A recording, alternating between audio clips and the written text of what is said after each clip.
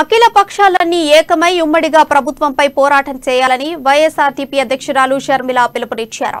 YSRTP ఆధ్వర్యంలో tea save అనే కార్యక్రమానికి అఖిల పక్షాలు హాజరయ్యాయి. రాష్ట్ర ప్రభుత్వ వైఖరి వల్ల తెలంగాణ నిరుద్యోగులకు, విద్యార్థులకు తీవ్ర నష్టం జరుగుతోందని షర్మిల అన్నారు. 191,000 ఉద్యోగాలు ఖాళీగా ఉన్నాయని బిశ్వాల్ కమిషన్ చెబుతుంటే కేసీఆర్ మాత్రం కేవలం 80,000 ఉద్యోగ ఖాళీలు ఉన్నాయని చెబుతున్నారని షర్మిల మండిపడ్డారు. కేసీఆర్ ను ఓడించాలంటే అఖిల పక్షాలన్నీ ఒకటి కాదని రాష్ట్ర ప్రభుత్వంపై పోరాటం చేయాలని వారు పిలుపునిచ్చారు.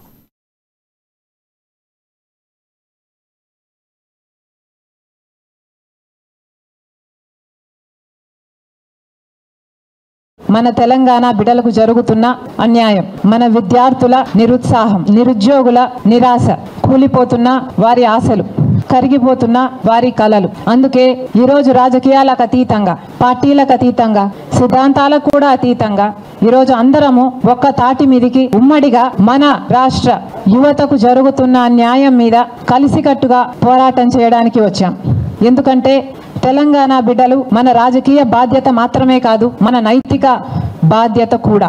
అందుకే టీ సేవ్, ఈ టీ సేవ్ అంటే సేవ్ తెలంగాణ.